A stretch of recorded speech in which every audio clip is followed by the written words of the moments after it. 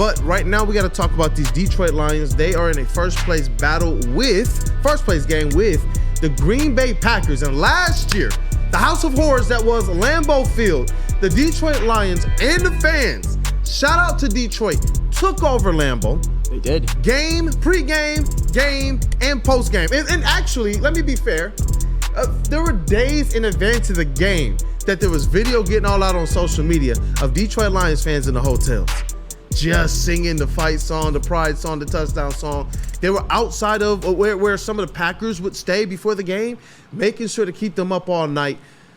Why? Because the Detroit Lions are on top right now. That's why. And I do believe that this is one of those games that's going to prove the same. I don't care who's at quarterback. I don't care if it's Jordan Love. I don't care if it's Willis. I believe in what AG has done with this defense to be able to come up with a game plan to be able to keep them in check. And this is the question here, man. It's kind of a backhanded one. Do the Packers have enough stars to hang with the Lions? Because I can start rattling off a list of Detroit Lions players who I know are going to do work in this game, sure, like Goff, like Amon-Ra, like Laporta, like Panay.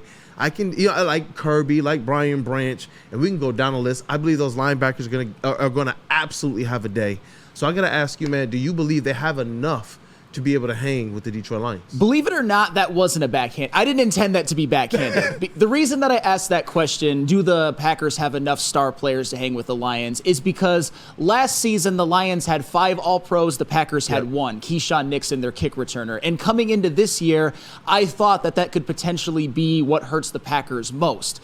I mean, you know that they had a really good group of wide receivers, but was any of them going to emerge into a true number one? The Josh Jacobs move, he was coming off of his worst season last year. I knew that Xavier McKinney was going to work. I said that was one of the best moves all season, and we've seen how that works out. But the point of all of this is that the Packers, they have, to me, at least beat some of those allegations, because Jayden Reed has turned into, in my opinion, the Packers' true number one wide receiver. I was gonna say he deserves some attention. Absolutely. Both with what he's done catching the ball, and he's also one of the most used receivers in a running game. He's gotten a lot of end arounds, made some big plays off of that as well. Josh Jacobs has had himself a renaissance. You got to give him credit for that. He led the NFL in rushing, I believe, 2 years ago. Last year had a really bad year, and this season he's giving more credence to the fact that maybe last year was more the Raiders than Josh Jacobs, and that he does have something left in the tank. And Xavier McKinney leads the whole, NFL in interceptions. So Brian Gutekunst made 2 of the most impactful moves of the offseason when it comes to free agents,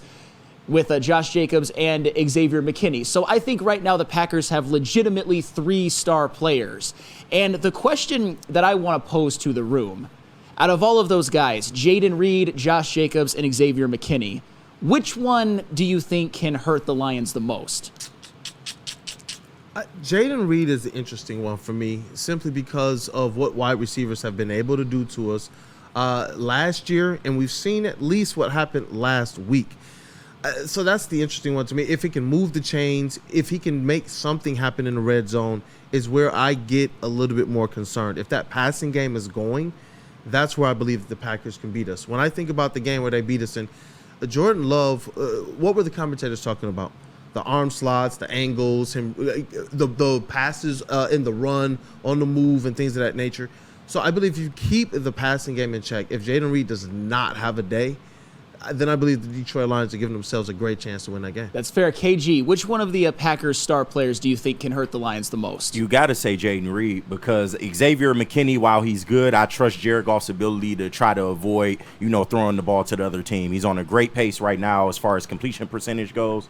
Not really worried about Josh Jacobs. I know he's having a good year as well, but the Lions are a top 5 rush defense. Like with or without Aiden Hutchinson, we've still been able to hold up pretty well against the run.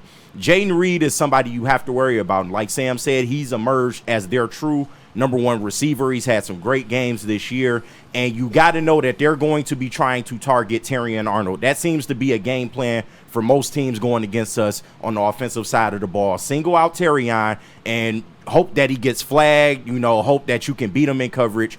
And, I really do feel like if you can limit Jayden Reed, then you have a very, very good chance of winning this game, because who else is Jordan Love really going to go to? I mean, Dontayvion Wicks, not really, hasn't been all that. Romeo Doubs hasn't really been all that. So, and not really, I haven't even thought about Christian Watson like that. So, besides Jayden Reed and the tight end, I think they have a good chance to win this game if they stop him. Chase? Yeah, I'm going to stick with the same theme and go with Jayden Reed, just kind of adding to what Koolaid and KG have already said about his ability to pass catching. I'm picking him over Josh Jacobs because Jayden Reed has also shown that ability as a runner as well, getting some end arounds and stuff. So I think Matt LaFleur has been creative in getting the ball to him in space, and I'm worried about his more of his speed and agility than I am with Josh Jacobs. Yep. You mentioned it, man. Matt LaFleur, he's using his spectacular athlete in a multitude of ways. That's what I was saying. Like, even in the red zone, we know that the Detroit Lions have been very successful with keeping teams out of the red zone for now 3 years. But that's one thing where, like, if you got to tip your cap to LaFleur, one thing I'm probably doing if I get to like the 19, the 17, the 15, I'm looking for Jayden Reed because, like Chase just said, that speed and space. And that's one thing that KG brought up, that another thing, their ability to try and get flags. Jayden Reed is one of those types of receivers that can draw some flags. It's like those two things, they concern me. Like, whatever LaFleur will scheme up for him within the red zone, because like you said, the running, I don't know how you believe you're going to line up and your game plan is, hey, we're going to punch you in the mouth, Lions, in the red zone. Nobody does that, and I don't believe that they are necessarily equipped to do that. So, good points. JB, I want to get your take on this as well before I give mine. It got to be Jayden Reed, 100%. If you limit him, shout out to my Spartan dog as well, too. I see you, bro. Ooh. But, yeah, he's Love's main target. I mean, who else on this team is Love going to go to? I know somehow, some way you're going to see some little dink and dunks off the Tucker Craft here and there that might hurt you for a couple yards. But other than that, I'm not scared of Josh Jacobs. I'm not scared of any of these other receivers on this team either. So if you can contain Jayden Reed, you should have a good game and a good, easy win. Interesting. I am going to disagree with all of you, and I like your guys' points because Jayden Reed, I expect him to make some plays. I feel like I know who you're going to I say. do. I can't wait. I'm going to go with Xavier McKinney on this one because let me give you my reasoning. The Lions have allowed a 100-yard receiver 4 times this year and are 3-1. And that's for Jayden Reed. The Lions have allowed a running back to have 80-plus yards 3 times, and the Lions are 3-0 in those games.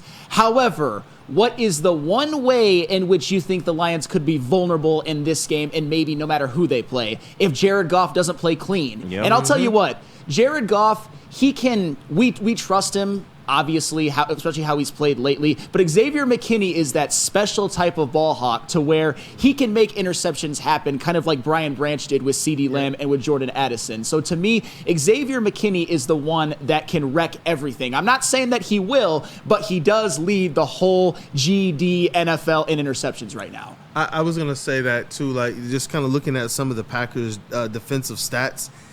That is something that we got to pay a little bit more attention to because they average 3.5 takeaways a game. Yeah. You know, that's in the Lions, we've seen them. If they're going to win a game, if they're going to play their game, it's clean football. When they start to get sloppy, if Goff is turning it over, if the running backs are making uncharacteristic fumbles and turnovers, that's a problem. And the Packers are not just one of those lucky teams. They're going after it. They're getting it. Like you talk about, ball hawks, guys that are going and punching it out, just like Amik Robertson, just like when we see Kirby Joseph.